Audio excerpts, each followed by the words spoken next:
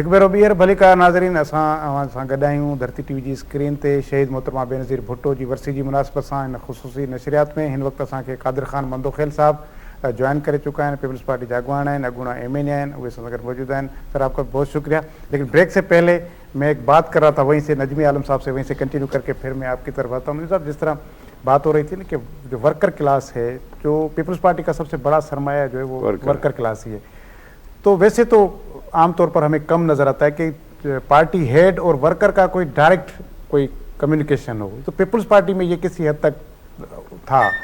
तो आपको कैसा लगा मोहतरमा बेनज़ीर भुट्टो का जो रब्त था अपने वर्कर के साथ, या वर्कर की जो अप्रोच थी मोहतरमा तक की, वो कैसी थी? मोहतरमा अपने वर्करों की, उनका हाथ उनकी नफ्स पे था और उनकी रिस्पेक्ट का बड़ा ख्याल करती। मैं उसको एक वाक़या बता देता हूँ। बिलावल हाउस में मीटिंग हो रही थी, लॉन में कुर्सियाँ लगी थी, हम सब बैठे थे, मोहतरमा ने आना था, तो हमारे एक बड़े सीनियर थे लियारी से, मुल्ला कादिर बख्श, वो आए और आके उन्होंने यूँ देखा नहीं, बीबी की कुर्सी पे बैठ गए। हम कह रहे मुल्ला कादिर बख्श, अच्छा वो मस्जिद के पेश इमाम भी थे, चलो भागो यहाँ से।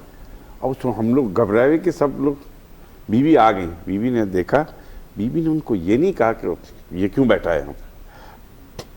मिरानी साहब बैठे थे, मिरानी साहब आप उधर बैठे, मुल्ला कादिर बख्श आप इधर बैठे। उन्होंने उसकी तज़ील नहीं की कि तुम मेरी कुर्सी पे बैठ गए। बात बड़ी हंसते हो, कहने की मुल्ला साहब आप मेरे साथ इधर बैठे, कुर्सी की तरफ बचाएगा। मिरानी साहब को उठाया। तो ये उनकी, मुझे याद है ईद पे एक दिन सबसे ईद मिल रही थी, लोग आ रहे थे, हर एक के बच्चे को पैसे दे रही और हर एक से बड़े। मोहतरमा को अपने वर्करों का बहुत ख्याल था। 18 अक्टूबर का धमाका हुआ तो बहुत दुखी थी। एक दिन रात को कहने लगी कि मेरी वजह से इतने लोग, मैंने कहा बीबी आपकी वजह से क्यों? कहने लगी कि अगर चलो मेरा तो जो भी हो, लेकिन इनका क्या होगा। उनको बड़ी फिक्र थी हॉस्पिटल के अंदर। अच्छा वैसे भी कोई वर्कर, अच्छा वो हर वर्कर की गुस्सा नहीं होती थी वर्कर की बात सुन के, ये उनकी बड़ी जितना भी आप उनसे लड़ लो, हंसती में बात करती, उसकी बात का जवाब देती थी वो। हाँ मैं ये कर रही हूँ, ये कर रही हूँ। लेकिन उनकी बड़ी मुझे याद है मेरे भाई की पहली बरसी थी, ये आई तो वो ज़मीन पे चादर बिछी हुई थी, दीवार से आके दीवार से टेक लगा के बैठ गई, ऐसे जैसे आम लेडीज़ में। तो वो मोहतरमा का जितना हमें याद, हम जेल में थे, मोहतरमा ने हमें गिफ्ट भिजवाया, चॉकलेट और मोर की सिगरेट होती थी। हमने अब हम कह रहे हैं हम ये मोर की सिगरेट पी लेंगे तो मोहतरमा की तो सिगरेट ख़त्म हो जाएगी, रखे में बैठे हुए कि नहीं। लेकिन उनको बड़ा, जाम साकी के केस में वो एज ए विटनेस आई थी और फिर वो हर वर्कर की इत्तला रखती थी जेलों में, जो जेल में थे उनका क्या हाल है, उनकी क्या सूरत हाल है, कोई परेशान तो नहीं, जो कुछ वो कर सकती थी, क्योंकि वो बेचारी खुद जेल में रह रही थी। हम 23 नंबर बैरिक में थे, वो स्पेशल वार्ड में बंद हुई और स्पेशल वार्ड में भी ऐसे रखा गया उनको कि 2 कंबल दिए गए, तीसरी चीज़ कुछ नहीं थी। नीचे कंबल पे एक कंबल ओढ़ो और लेटो, वो उससे ख़राब कंबल के, हम जैसे सड़क चाप भी उस कंबल पे सोने को तैयार नहीं थे, लेकिन सोती थी। कभी कभी वहाँ से आ जाता था कि बीबी ने खाना भिजवाया है और वो खाना हम तबर्रुक समझ के खाते थे। तो शी लव हर वर्कर्स। जब भी देखे ना, आज भी वर्कर कोई बात सुन सकता है, उसके सामने कोई बीबी को कुछ कह देना तो वर्कर की बर्दाश्त खत्म हो जाती है। हमारे वो मोहब्बत थी, वो बीबी ने, ऐसा नहीं था कि वन साइडेड थी, ये दोनों साइड से थी। बीबी को अपने वर्करों से मोहब्बत थी, उनका ख्याल करती थी। और कभी कोई एक दफ़ा एक वर्कर ने कहा कि हमारे पार्टी के सीनियर है सईद चावला साहब ने, बीबी मैं उस SDM के कमरे में गया था, उसने मुझसे कहा गेट आउट। बोला चीफ सेक्रेटरी से बोला हाउ कैन ही से get out to my city area president, ask him to get out from this province, कि नहीं मेरे वर्करों की तौहीन नहीं करो। तो वो बहुत इस बात का ख्याल रखते हैं। अच्छा मंदोखेल साहब, मैं आपके पास थोड़ा नया सवाल है मेरे पास, क्योंकि ताज़ा मामला है। जब मोहतरमा आ रही थी तो नारा पीपल्स पार्टी का था कि मोहतरमा आएंगी रोज़गार लाएंगी, और आपने हालिया ही कुछ जो एम्प्लॉइज़ कुछ मुख्तलिफ अदवार में निकाले गए थे, आपकी कमेटी ने उनको बहाल किया, और मेरे ख्याल में तकरीबन कोई शायद एक आध डिपार्टमेंट का भी इशू चल रहा है, बाकी अक्सरियत जो है वो روزگار پر بحال بھی ہو گئے اور ان کو شاید تنخواہیں معاملات ہو گئے. تو یہ کیسا آپ محسوس کیا اس وقت آپ نے کہ وہ جو محترمہ کا نعرہ تھا کہ محترمہ آئیں گی روزگار لائیں گی اور جن سے روزگار چھینا گیا تھا وہ آپ کے توسط سے ان کو ملا, محترمہ کا ایڈمیشن آپ کے ہاتھوں سے مکمل ہوا, تو کیا فیلنگ تھی اس وقت آپ کی؟ بہت شکریہ. دیکھیے یہ جو میں نیا MNA بنا تھا, میں گیا تھا تو کچھ لوگوں کی جو گیلری میں بیٹھے ہوتے تھے درخواستیں دیتے تھے کہ یہ ہمارے مسائل ہے, تو اس کو میں نے ایک ریزولوشن کے طور پہ پیش کیا. پھر ریزولوشن جو ہے نا کمیٹی میں چلی گئی, جو اسٹینڈنگ کمیٹی میں, وہاں سے اپروول یہ تقریباً 5-5.5 مہینے لگے. اور پھر یہ جو کمیٹی بن گئی, اب مجھے خود اندازہ نہیں کہ میں کر کیا رہا ہوں اور ہوگا کیسے. جمعیت کی ایک MNA ہے عالیہ کامران صاحبہ, تو مجھے جب یہ کمیٹی پہلی اجلاس ہو تو اس نے بولا قادر بھائی آپ خود بھی عزت ہوں گے اور ہمیں بھی عزت کریں گے, کیونکہ کام کسی نے افسر نے ماننا نہیں ہے اور آپ خواہ مخواہ میں ذلیل کراؤ گے. میں نے کہا بہن ذرا دیکھ تو صحیح نا, آپ کرتے تو صحیح, میں بھی چھوٹا موٹا وکیل ہوں. وہ جب افسران آتے تھے, بھائی یہ بتاؤ کہ یہ اس سے پہلے خورشید شاہ صاحب کی کمیٹی تھی جو کابینہ کمیٹی سب کمیٹی کہلاتی تھی, اور ہماری جو کمیٹی تھی وہ اسمبلی کی کمیٹی تھی, پہلی مرتبہ اس طرح بنی تھی کمیٹی. تو افسران سے پوچھتے تھے, مثال کے طور میں کہتا ہوں پاکستان ایگریکلچر ریسرچ سینٹر 1983 میں جو ملازمین اپوائنٹ ہوئے تھے وہ کچے تھے. 1983 سے دہائیوں سے اب آپ اندازہ لگو لو 40 سال غالباً لگ بھگ ہو گئے, ٹھیک ہے. تو اب وہ کچے تھے. اب ان سے سوال کے ڈپارٹمنٹ یہ کچے کیوں ہے, ہمارے پاس ویکینسیز نہیں ہے, ہمارے پاس ریگولر پوسٹ نہیں ہے. تو میں اسے سوال کرتا تھا, اللہ کے بندے جب آپ کے پاس پوسٹ نہیں ہے تو تنخواہ کہاں سے آ رہی ہے؟ اور 40 سال سے اس طرح نادرا کے وزیرستان کے لوگ جو ویسے بیچارے جنگ آفت زدہ میں ہوتے تو وہ ایڈاک بیس پہ لیے تھے, تو اس طرح سارے تو کرا کے تو وہ تھوڑا سا وہ یقیناً تھوڑا سا میں قانون کے طالب علم میں وہ بات کرتے. سپریم کورٹ نے ایک ججمنٹ پاس کیا تھا, اس کا سیکشن تھا 40, اس کا 123. اس میں یہ لکھا گیا ہے کہ کوئی آدمی کرپٹ ہے اس کو نہیں بحال کرو, کوئی آدمی غیر حاضر ہے اس کو نہیں بحال کرو. اب اس چیز کا ڈپارٹمنٹ فائدہ اٹھاتے تھے, کسی بھی آدمی کو کہتے تھے بھائی آپ کرپٹ ہو, نکال دیے. کسی بھی آدمی کو بتائیے آپ کرے. تو ایک سندھ کا ایک لڑکا تھا, مجھے نام یاد نہیں ہے, جب یہ سیلاب آیا تھا تو اس بیچارے کا پورا آپ دیکھ رہے آدھا سندھ تو ڈوب گیا, ٹھیک ہے. تو وہ اس کو نکالا گیا, تو وہ درخواست لے کے اس نے کہا جناب میرے تو گھر ور سب ڈوب گیا. میں نے وہاں جو لوکل دفتر تھا ڈسٹرکٹ میں, وہاں پہ میں نے درخواست دی. کیا درخواست تھی؟ یہ ریسیونگ دکھایا. ڈپارٹمنٹ انکار کر دی, بولا نہیں. تو میں نے وہ جو سندھ کا ہیڈ تھا ڈپارٹمنٹ اس کو بلایا, اس کی جو ڈائریکٹر تھا اس کو بلایا. ان کو دیکھا کہ بھائی ایک آدمی پانی میں ڈوب گیا, پھر بھی اس نے آپ تک پہنچایا کہ بھائی میرے پاس کچھ نہیں رہا. تو ایسے کیسز. پھر اس کے علاوہ چھوٹی موٹی PhD ڈاکٹر, ایک اور کیس آپ کو سناؤں. PhD ڈاکٹر جو 19 گریڈ میں آلریڈی کام کر رہے تھے, 2 20 گریڈ کے اور 2 19 گریڈ کے, اس کو 8 مہینے کے بعد نکال دیا. وہ ڈائریکٹر لیگل آیا تھا کہ بھائی آپ نے کیوں نکالا؟ کہہ رہے اس میں دیکھ لیے ہمارے اپوائنٹمنٹ میں لکھا ہوا ہے کہ جو پروویژنل پیریڈ ہے وہ. میں نے کہا جناب پروویژنل پیریڈ ہے, آپ ڈائریکٹ کیسے نکال سکتے؟ کچھ شوکاز دیں گے کہ بابا آپ کا کوٹ صحیح نہیں ہے, آپ کا بٹن صحیح نہیں ہے, آپ کا بال صحیح نہیں ہے, کیا صحیح نہیں ہے کچھ تو بتاؤ. تو اس طرح کر کے جو بار سے PhD کر کے آئے تھے, تو وہ پھر ڈائریکٹر لیگل کو میں نے شوکاز دیا تھا. شوکاز دینے کے بعد میں نے بولا سچ بتاؤ ان کا کیس جینین ہے. بولا سر جینین ہے. پھر کیا بات ہے آپ ڈینائی کر رہے تھے, آپ اپوز کر رہے تھے؟ کہہ رہے ڈپارٹمنٹ کی طرف سے ہوگا. تو آپ مجھے بتاؤ PhD کے 20 گریڈ کے جو آلریڈی 19 گریڈ پہ تھے, خواہش کر کے نیا جاب کے لیے اپلائی کیا. تو اس طرح کیسز تھے. تو اس طرح کرتا تھوڑا سا مجھے بھی اچھا. پھر لوگ جب آتے تھے وہاں کمیٹی کے سامنے جے بھٹو کے نعرے لگاتے تھے, وہی جو نعرہ آپ نے کہا بے نظیر آئے گی روزگار لائے گی, تو وہ لگاتے تھے. اس سے جو ہماری دوسری پارٹی کے لوگ تھے, خاص طور نون لیگ والے, وہ برا مانتے تھے. 1-2 مرتبہ تو بائیکاٹ بھی کیا ہے. MQM کی جو ہے ممبران تھے میرے ساتھ, تمام پارٹی کے ممبران تھے. تو بائیکاٹ یہ کیا ہے, پیپلز پارٹی کا دفتر آپ نے, میری کیا کروں, اگر لوگ نعرہ لگا رہے ہیں, میں نے تو نہیں بولا ان کو, آپ بھی لگوا لیں اپنا نعرہ.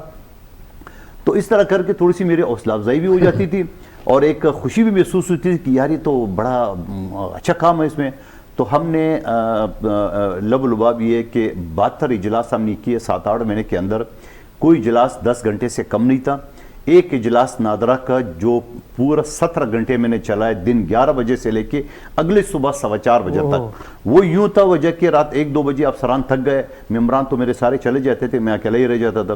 تو اس کے اوپر وہ افسران کہتے تھے کہ بھائی ہم کل صبح آئیں گے. تو میں نے کہا یہ ریڈ زون ہے. لوگ بیچارے مسجد میں پارلیمنٹ لاجز آپ نے دیکھا ہوگا وہاں جو برآمدہ ہے وہاں سوئے ہوئے تھے.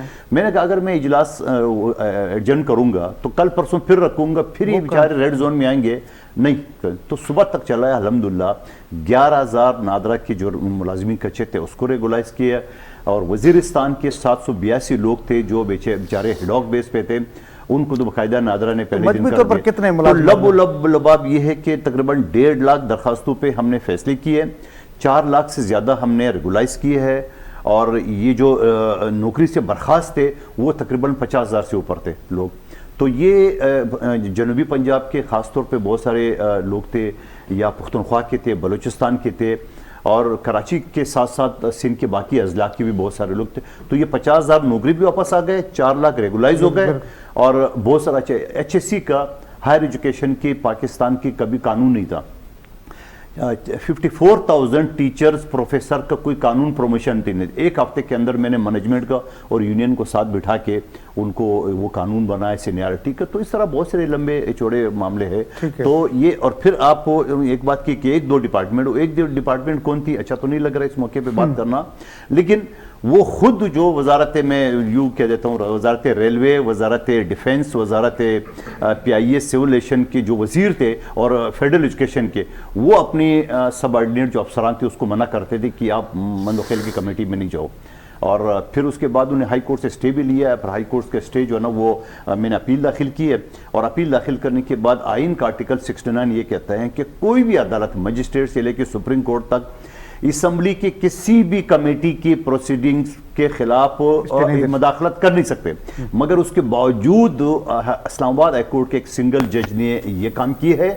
تو میں نے ان کو کہا انشاءاللہ اگر میں نہیں جیتا تو پیپلز پارٹی کا کوئی بھی جالا, اور یہ اسپیکر نے ابھی کہا بھی کسی چینل پہ کہ کوئی بھی جالا 8 فروری کے بعد آئے گا تو اسمبلی کو اس کو ٹیک اپ کرے گا اور اس چیز کا حساب لے گا. کیونکہ ہم تو کہتے ہیں شروع سے ورکر کی عزت کرنے کے, لیکن جو ووٹ کو عزت دو کے نعرے لگا رہے ان کے سارے کام آپ کے سامنے, اور اس کا حساب انشاءاللہ 8 فروری کے بعد لیں گے ہم. آغا صاحب دیکھیں, یہ تو ایک چیز ہے کہ پیپلز پارٹی کو ہم اگر دوسری پارٹیز کے ساتھ کمپیریزن اس کا بنائیں تو جو پولیٹیکل وزڈم اور جو ایک جمہوریت کے حوالے سے جو چیزیں سوچنا, اداروں کو, جو انسٹیٹیوشنز ہیں, جو ڈیموکریٹک انسٹیٹیوشنز ہیں, ان کو امپاور کرنے کی جو بات محترمہ کی اپنی اس دور حکومت میں آپ دیکھیں بہت سارے ایسے ادارے ہیں جن کا پہلے کوئی تصور بھی نہیں تھا. ہم نے ابھی ذکر بھی کیا جس میں آپ نے ہیومن رائٹس کا ذکر کیا, اس طرح وہ لیڈی ہیلتھ ورکر کا پروگرام آیا, ویمن بینک کا, اس طرح کے بہت سارے معاملات ہیں. کیا کمپیریزن آپ کو لگتا ہے کہ محترمہ اس وقت جس وقت تھیں اس وقت اور بھی پولیٹیکل لیڈرز تھے, آپ کو کیا فرق نظر آتا ہے محترمہ اور ان کی وزڈم میں, ان کے پولیٹیکل لیڈرشپ کا جو اس میں بیہیویئر میں آپ کو کیا فرق نظر آتا ہے؟ دیکھیے میں سب سے بڑی بات تو یہ دیکھیے کیونکہ ہمارا ایک ساتھ رہا ان سے, اور یہ کہ وہ ہماری انسٹیٹیوٹ انٹرنیشنل افیئرز میں اکثر آیا کرتی تھی.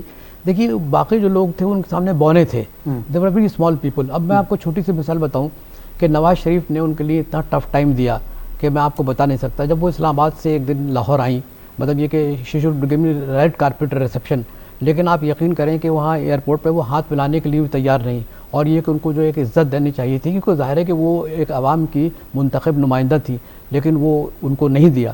تو یہ اس قسم کے مطلب یہ کہ دیکھیے ایک تو ہمارے ملک میں معاف کیجیے گا کہ جتنی بھی ڈیولپنگ کنٹریز ہیں اور خصوصاً پاکستان میں خواتین کی عزت نہیں ہے, اور ان کو اب ظاہر ہے کہ بے نظیر ایک ذہین خاتون تھی, ایک پڑھی لکھی خاتون تھی, اور پھر یہ کہ وہ ان کا ایک ورثہ تھا, مطلب یہ کہ ظاہر ہے کہ ان کے دادا بھی وزیر اعظم وہ رہے تھے جونا گڑھ میں, اور ان کے والد صاحب بھی وزیر اعظم رہے. پھر یہ کہ ان کا ایک انٹلیکچوئل جو اپروچ تھا وہ پرو پیپل تھا, مطلب یہ کہ وہ عوام کے سلسلے میں بہت زیادہ سینسٹیو تھی, اور ہمیشہ وہ سوچتی تھی کہ کسی نہ کسی طریقے سے ان کے لیے کوئی خدمت کی جائے. دیکھیے یہی وجہ تھی کہ ان کے بہت سے ایسے قوانین جو میں نے آپ کی خدمت میں عرض کیے, کیا کوئی سوچ سکتا ہے کہ جیل میں کوئی آدمی بیٹھا ہو اور وہ پھانسی گھاٹ پہ ہو اور اس کو معاف کر دیا جائے؟ تو یہ ایک بہت بڑا مطلب یہ کہ اچیومنٹ تھا. دوسری بات یہ کہ دیکھیے یہاں پر میں دیکھتا ہوں کہ پاکستان میں جو بھی خاتون اگر ذہین ہے, اگر سمجھدار ہے, فہم رکھتی ہے, تو اس کے لیے بڑی رکاوٹیں پیدا کرتے ہیں اور جان بوجھ کے کرتے ہیں. یہ ایک قسم کا ٹھیک ہے کہ میل ڈومینیشن سوسائٹی ہے, دنیا بھر میں میل ڈومینیشن سوسائٹی ہے, لیکن ڈیولپنگ کنٹریز میں خصوصاً پاکستان میں بہت زیادہ ہے. اور محترمہ کی حکومت گرانے کے لیے اسی بنیاد پر فنڈنگ کی گئی تھی کہ عورت کی حکمرانی وہ جائز نہیں. میں نام لینا چاہتا ہوں, کچھ غیر ممالک میں کچھ ایسے لوگ بھی تھے. دیکھیے ہم لوگ باہر بھی جاتے تھے تو میں نام نہیں لینا چاہتا ان ممالک کا جن ممالک نے باقاعدہ بنتے کہ they wanted actually Benazir to dislodge from the power, یہ اس قسم کے کیونکہ وہ خاتون ہے، اور میں نام نہیں لینا چاہتا ان ممالک کا کیونکہ ظاہر ہے کہ وہ بڑے کنزرویٹو لوگ ہیں. اور اچھا پھر دوسری بات یہ کہ دیکھیے ہم جو پاکستانی ہیں ان کو کم از کم یہ کہ سوچنا چاہیے تھا کہ ایک خاتون جو ہے وہ ایک نئے ویژن لے کر آ رہی ہیں. دیکھیے بھٹو صاحب کے سلسلے میں آپ کو بتاؤں کہ اف آئی ایم اسیسینیٹڈ، بے نظیر بھٹو ان کے ساتھ چارپائی پہ یعنی جو بھی بستر تھا ان کے ساتھ لیٹتی تھی، وہاں جا کے جیل میں مجھے جو بھی ملاقات ہوتی تھی تو بھٹو صاحب ان کو باقاعدہ بتاتے تھے. کرنل فیاض کی کتاب پڑھ لیں، اس میں باقاعدہ مطلب یہ کہ ان کو کہتے تھے کس طریقے سے تمہیں رکاوٹیں آئیں گی، کیسے تمہیں مطلب یہ کہ مصیبتوں کا سامنا کرنا پڑے گا. آپ مجھے بتائیے کہ ایک خاتون کو آپ کو ایک آئسولیشن وارڈ میں ڈال دیں، ہے نا، ایک تنہائی ہے نا، قید تنہائی میں. مجھے آپ بتائیے کون سی پاکستان کے اندر ایک خاتون کا نام بتا دیجئے کہ جو قید تنہائی میں رہی ہوں اور جس نے یہ ساری مطلب یہ کہ صعوبتیں، مشکلات اور یہ ساری برداشت کی ہوں صرف اس وجہ سے کہ شی was the symbol of change. دیکھیے آپ آئی اے رحمان کا آرٹیکل آپ نے اس زمانے میں پڑھا ہوگا. آئی اے رحمان ہیومن رائٹس کمیشن کے جنرل سیکرٹری تھے، تو انہوں نے کہا کہ شی از اے سمبل آف چینج. جیسے آج کل ہم بات کرتے ہیں نا کہ صاحب سی پیک جو ہے وہ گیم چینجر ہے، بے نظیر بھٹو گیم چینجر تھی. انہوں نے پوری ایک فلسفہ دیا، ایک فلسفہ یہ دیا کہ ٹھیک ہے طاغوتی قوتیں، وہ قوتیں جو کہ جمہوریت کی راہ میں، جو انسانیت کی راہ میں، جو ترقی کی راہ میں وہ رکاوٹیں ڈالیں گی، ان کے لیے آپ سینہ سپر ہو کے کھڑا کریں. تو وہ کھڑی ہوئی اور انہوں نے ثابت کیا. آپ مجھے بتائیے کہ کون ہوگا جو بڑے بڑے جن کے اعصاب مضبوط ہیں اور وہ بھی مطلب یہ کہ آئسولیشن کا اگر ان کو آئسولیشن وارڈ میں ڈال دیا جائے تو ان کو بھی مطلب یہ کہ مطلب وہ بیچارے، ہم نے تو لیڈروں کو روتے ہوئے دیکھا ہے. روتے ہوئے بہت سے لوگوں کو جو روتے ہوئے دیکھا ہے، میں بہت سے لوگوں کے نام جانتا ہوں کہ وہ کون رو رہے تھے، کس وقت رو رہے تھے. لیکن میں صرف یاد کرتا ہوں کہ بے نظیر بھٹو جیسا پھر دوبارہ میں کہنا چاہتا ہوں، she was symbol of change and she wanted to change اور she wanted to give the power to the people and especially to the women. Women کے سلسلے میں ان کا بڑا سافٹ کارنر تھا. وہ کہتی تھی کہ دیکھیے کہ اگر پاکستان میں خواتین جو ہیں آگے نہیں بڑھیں گی، دے ڈونٹ کم فارورڈ، تو وہ اس طریقے سے پاکستان ترقی نہیں کر سکتا. It's true. اب ساری دنیا کہتی ہے کہ بھائی اگر آپ سیکنڈ یعنی دوسری ہاف کو، یعنی آپ خواتین کو آپ چار دیواری کے اندر رکھیں گے، ان کو کام نہیں کرنے دیں گے، ان کو لیے آپ مواقع فراہم نہیں کریں گے تو ظاہر ہے کہ ملک ترقی نہیں کر سکتا. تو آج میں پھر دوبارہ کہتا ہوں کہ بے نظیر بھٹو کا ایک سمبل بن گیا تھا. She was a game changer. اور وہی میں آئی اے رحمان بھی اس دنیا میں نہیں رہے، لیکن یہ کہ he was very right actually. Najeeb Sahib اسی کانٹیکس میں یہ کہ جو بھٹو صاحب کی حکومت گرائی جاتی ہے، پیپلز پارٹی کے کارکنان کو جیلوں میں بند کیا جاتا ہے اور وہ سلسلہ تب تک چلتا رہتا ہے جب تک محترمہ وزیر اعظم بنتی ہے. وزیر اعظم بننے کے بعد پھر سختیاں کم ہوتی ہیں اور پھر آہستہ آہستہ وہ کارکنان جیلوں سے نکلنا شروع ہوئے. یہ ایک بڑا عرصہ ہے، لمبا عرصے تک، تقریباً کوئی 10-11 سال تک تو یہ معاملہ ہوا. اس دوران جو نہ صرف کارکنان جیل میں تھے بلکہ محترمہ خود جیل میں اور باقی جتنے بھی ٹاپ لیڈرز تھے اس وقت وہ بھی جیلوں میں تھے. عام جو کارکن ہے اس کے لیے کتنا ایک وہ تھا، انسپریشن کتنی تھی کہ ہاں بھائی ٹھیک ہے کوئی مسئلہ نہیں ہے، لیڈر بھی تو ہماری جیل میں ہیں تو ہم بھی اگر فرش پہ لیٹے ہوئے ہیں تو ہمارے لیڈر بھی اسی جیل کے فرش پہ لیٹے. یہ اس وقت جتنے جو آپ یا باقی جو لوگ جیلوں میں تھے ان کے لیے کتنا تھا؟ میں خود کراچی جیل میں 4.5 سال رہا ہوں، سکر میں بھی ٹرانسفر ہوا، ساری جگہ ٹرانسفر ہوئے. یہ ناصر شہید جن کو پھانسی ہو گئی، یہ سب ہم لوگ ساتھ ہی ہوتے تھے. ہمیں ہمت کہاں سے آئی اس کو کاٹنے کی؟ ہم نے یہ نہیں کہا کہ ہمیں معاف کر دو، ہمیں چھوڑ دو. یہ ہمت کہاں سے؟ ہمارے سامنے آپ نے نہ مذمت کی اور نہ پارٹی چھوڑی نہ سیاست سے دستبردار ہوئے. مطلب آج کل تو وہی ہو رہا ہے نا، آج کل تھوڑا بہت. ایک ٹائم آیا کہ میرے فادر کی ڈیتھ ہوئی تو جب میرے گھر والوں نے پیرول اپلائی کیا کہ بھئی جنازے میں آ جائے تو لاسٹ مومنٹ میں مجھ سے کہا گیا کہ یہ سٹیٹمنٹ سائن کر دو. سٹیٹمنٹ کیا تھا؟ بیگم صاحبہ اور بے نظیر صاحبہ پہ کہ یہ ذوالفقار کی فنڈنگ کرتی ہیں. میں نے وہ کاغذ پھاڑ کے پھینک دیا. میں نے کہا نہیں جاؤں گا والد کے جنازے میں، ایسا نہیں دوں گا آپ کو سٹیٹمنٹ. نہیں گیا میں. جذبے سے جیل کاٹ رہے تھے ہم سب جذبے سے جیل کاٹ رہے تھے. تکلیفیں ہوتی تھیں، فائنینشیل مسئلے بھی ہیں، جیل میں بھی ہیں، کئی گھر والوں کی کوئی پریشانی سن کے جیل میں اور تکلیف ہوتی تھی. لیکن ہمارے پاس سمبل تھا، ہمارے پاس سمبل ذوالفقار علی بھٹو شہید کی صورت میں تھا. ہمارے لیے سمبل بی بی تھی کہ ہم اس جیل میں بند ہیں تو بی بی اس جیل میں بند ہے. اگر بی بی موجودہ لیڈروں کی طرح گھر میں بیٹھ جاتی ایک چھوٹے سے دھماکے کے بعد تو ہم بھی ہمت توڑ، ہماری بھی ہمت توڑ. لیکن ہمارے پاس ایک سمبل تھا، بی بی اور کی جدوجہد ہم دیکھ رہے تھے، بیگم صاحبہ کی دیکھ رہے تھے کہ لاہور میں سر پھٹا ہوا ہے. تو جب آپ اپنی لیڈرشپ کو آگے بڑھ کے قربانی دیتے ہوئے دیکھتے ہیں تو پھر ہم تو سپاہی تھے نا، جب جنرل سب سے آگے بڑھ کے لڑا تو سپاہی پھر جان دے دے گا. اور ہمیں یاد ہے کہ ایک دفعہ جیلر نے بلایا مجھے، میری کراچی جیل میں میری ڈیوٹی تھی کہ انتظامیہ سے بات کروں گا میں، جو بھی کوئی ایشو ہوگا. جو سپرنٹ نے بلایا، کہنے لگا یار اپنے لڑکوں کو سمجھاؤ 3 کو کوڑے لگنے والے کہ نعرے نہ لگائیں. میں نے کہا کیوں بھائی نعرے کیوں نہ لگائیں؟ کہنے لگا جو آپ لوگ تو نعرے لگا دیتے ہو، وہ جو فوجی آتا ہے نا وہ کہتا ہے تم لوگ ان کو وہ ناراض ہو جاتا. میں نے کہا یار میں لڑکوں کو روک نہیں سکتا نعرے، اور نہ رکیں گے وہ، نہ رکیں گے. میں نے کہا آپ کر لو. علی سنارا کو، واجد کو اور ایک اور لڑکا تھا، ان کو کوڑے لگے، انہوں نے تباہ کے نعرے لگائے، جنرل کرنل سب کچھ کہا. اب وہ سپرنٹ کہا دیکھو اب مجھے کتنی پڑی. لیکن میں نے کہا پھر ان کو بولو مت آیا کوڑے دیکھنے.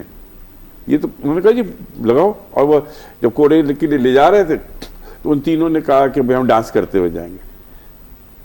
ناصر، یہ وہ جذبے تھے. ناصر بلوچ کو جب پھانسی ہوئی، جس دن ہم وہ بیچارے جب فیصلہ آ رہا تھا تو ہم سب کی آنکھوں میں آنسو آ گئے. ہمیں ڈر تھا کہ بھئی ہم قرآن شریف ان کے سر پہ رکھ کے ان کو بھیج رہے ہیں. بڑا یار چھوڑو ابھی خضاب وضاب لگا لوں، کوئی یہ نہ کہے کہ بڈھا ہوں میں، جوان جانا چاہتا ہوں میں جیل. ادھر جیل سے اندر سزا ہوئی، وہ وہاں سے نعرے لگاتے ہوئے پھانسی گھاٹ تک گئے. ہم لوگ کوئی رابطہ کرتے تھے تو جواب میں ارے یار تم لوگ بال واپس سفید ہو رہے ہیں، خضاب تو بھیج دو، میں بڈھا نظر نہیں آنا. یہ جذبہ تھا، جذبہ تھا اور کچھ نہیں تھا. اس جذبے نے ہم سب کو اس اسٹرگل میں کام لڑنے کی طاقت دی. سر میں عرض کر رہا تھا کہ دیکھیے بینظیر بھٹو کی حکومت ایک تو 20 ماہ رہی، 20 منتھس، پھر 3.25 سال، 2 دفعہ رہی. آپ یقین کریں جو ٹف ٹائم دینے کے بعد یہ بات نہیں کہ ان کو جیل میں ان کو ٹف ٹائم ملا، بلکہ یہ حکومت کر رہی تھی منصب ملنے کے بعد دیکھیے بعض ایسے قوانین وہ لانا چاہتی تھی کہ جو پاکستان کو استحکام کے لیے. دیکھیے she was the first woman actually, she went to Siachen, پہلی خاتون تھی کہ جو سیاچن گئی. لوگ بتا رہے تھے کہ وہ ٹیمپریچر، ظاہر ہے کہ سیاچن میں ہم لوگ بھی گئے ہیں کہ سیاچن میں جو ٹیمپریچر ہوتا ہے کس طریقے سے ہم لوگ جاتے ہیں اندر، تو وہ وہاں سیاچن گئی اور باقاعدہ وہاں سپاہیوں سے ملی، فوجیوں سے ملی. دیکھیے ان کا ایک بہت بڑا ویژن تھا، she wanted to make Pakistan a very strong and viable democracy.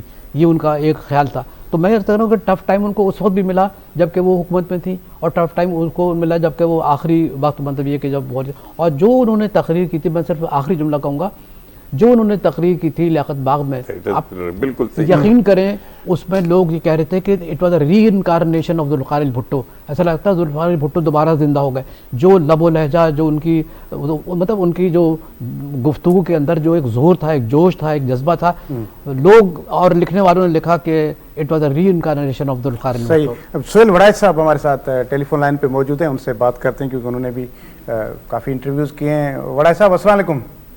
Warraich صاحب آج محترمہ بینظیر بھٹو کی برسی کے حوالے سے ہماری نشریات میں ہم آپ کو اس میں ویلکم بھی کہتے ہیں. کس طرح یاد کریں گے آپ محترمہ کو؟ آپ نے انٹرویوز بھی کیے، بہت ساری آپ کی ملاقاتیں ہیں.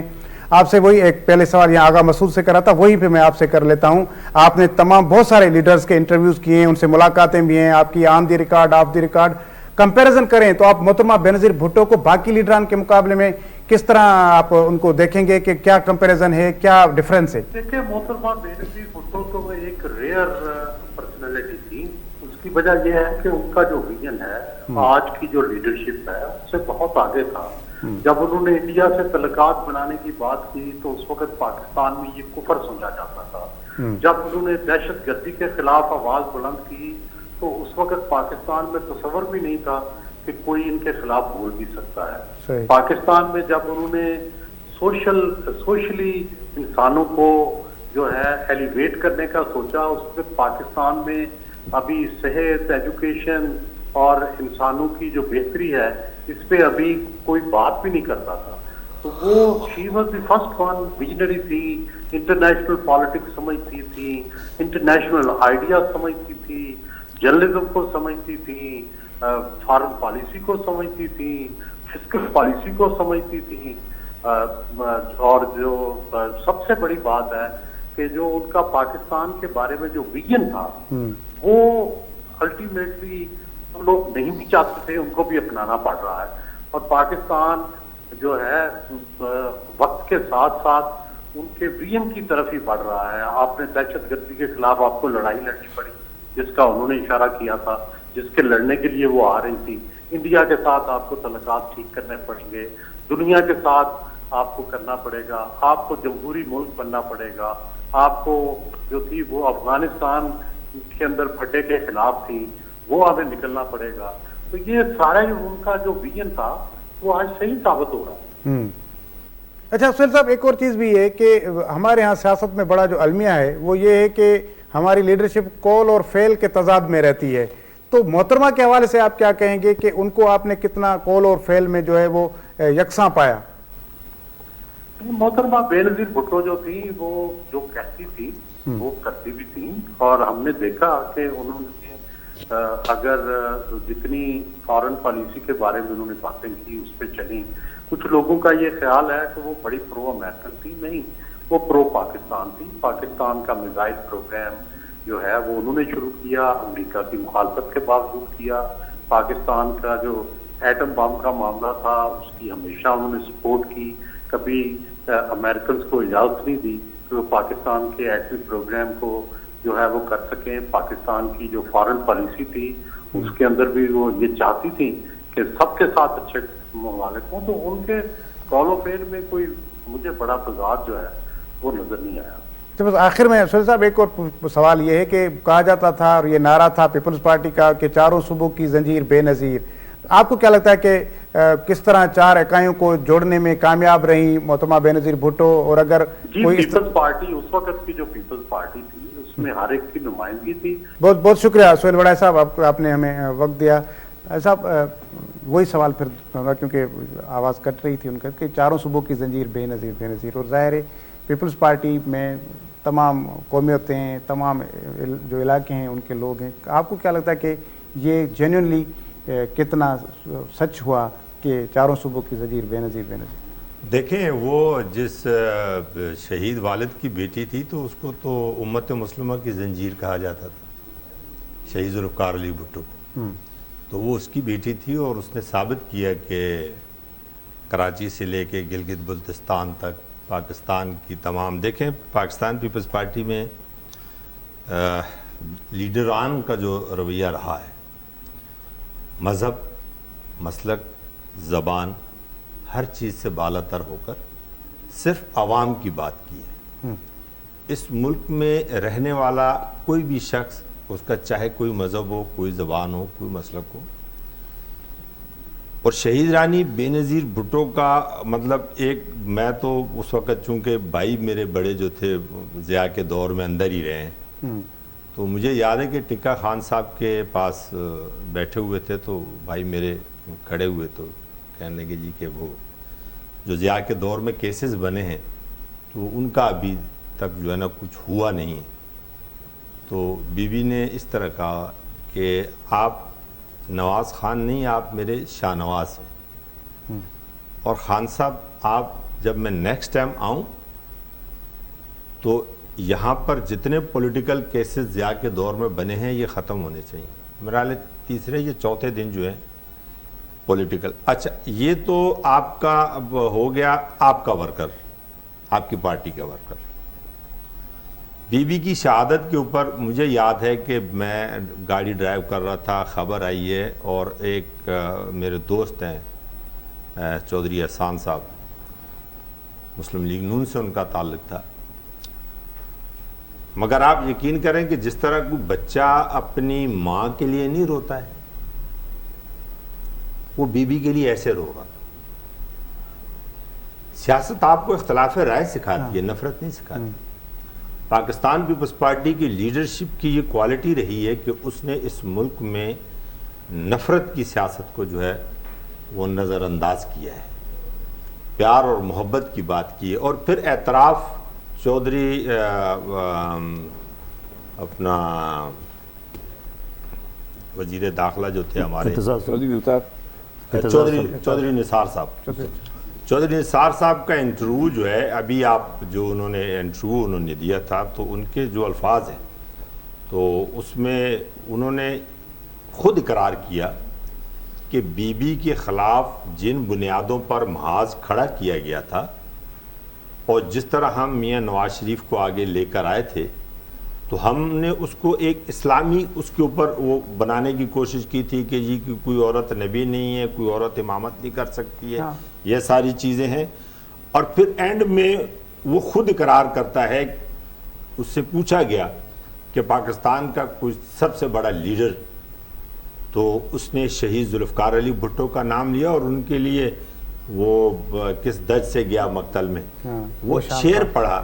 دیکھیں آپ کا سیاسی حریف بھی اگر آپ کی شخصیت کو مانتا ہے تو پھر یہی کامیابی ہوتی ہے. اور وہ لوگ کہ جنہوں نے آمریت کی گود میں پرورش پائی ہو اور ان کی اولاد گڑی خدا بخش میں کھڑی ہو کر جو ہے وہ یہ فتح لگائے اور پھر اس کے بعد آپ یہ دیکھیں کہ آج قائد اعظم محمد علی جناح کی فیملی کے پاس جو گھر ہے وہ پاکستان پیپلز پارٹی کے وزیر اعظم یوسف رضا گیلانی صاحب نے دیا تھا آصف زرداری صاحب کے کہنے کے اوپر. آج ان کے پاس جو گاڑی ہے جو آسائشیں ہیں. تو کہنے کا مقصد یہ ہے کہ پاکستان پیپلز پارٹی نے ہمیشہ آپ یہ دیکھیں نا میاں بیوی کا رشتہ جو ہے یہ شریک حیات ہیں شریک سفر ہے. تو ایک ورکر نے بھی جو طاقت اور ایک فراست اور ایک فلسفہ جو سیکھا وہ شہید رانی بے نظیر بھٹو سے سیکھا, بی بی نے اپنے والد صاحب سے سیکھا. اور ان کی شہادت کے بعد جو حالات بن گئے تھے اس ملک میں تو میں سمجھتا ہوں کہ یہ وہ شریک سفر کے ساتھ رہتے ہوئے جو آصف زرداری صاحب نے پاکستان کھپے کا نعرہ لگایا تو یہ وہ تربیت تھی, وہ شریک سفر کے ساتھ زندگی کا وہ حصہ تھا کہ وہ چیزیں وہ سمجھی ہیں. اور آج سے 2 دن پہلے کا بیان جو ہے بی بی کے لخت جگر کا جو ہے جو بیان ہے تو وہ یہ ثابت کرتا ہے کہ خون کے اندر جو ہے اور جو وہ ان کی ایک تربیت ہے جو انہوں نے دیکھا ہے اپنی ماں کو. ایک بچہ سب سے پہلے تو تربیت اپنے گھر سے سیکھتا ہے نا کہ اس کے ماں باپ کیسے ہیں, اس کے باپ کا کردار کیا ہے, اس کی ماں. تو وہ ایک ورکر کی بھی ماں تھی اور انہوں نے اپنی پرورش اپنے ورکروں کو بھی پرورش کی اور اپنے بچوں کو بھی. آج پاکستان پیپلز پارٹی اس ملک کی واحد جماعت ہے کہ جس کی لیڈرشپ یہ کہتی ہے کہ سیاسی طور پر ہر آدمی کو حق حاصل ہے, اختلاف رائے لیڈر کے ساتھ ہو سکتا ہے مگر ایک سیاسی ورکر کی تذلیل کسی صورت میں برداشت نہیں ہے چاہے اس کا تعلق کسی بھی جماعت سے. اور پیپلز پارٹی تو ظاہر ہے اس سوال سے میں نے پہلے بھی کہا کہ وہ ایک ڈیموکریٹک ویلیوز پہ یقین رکھتی ہے. بریک جو وقت ہے بریک وقت ہوتا ہے, بریک کا پوئے بس جی نشریات جاری کریں.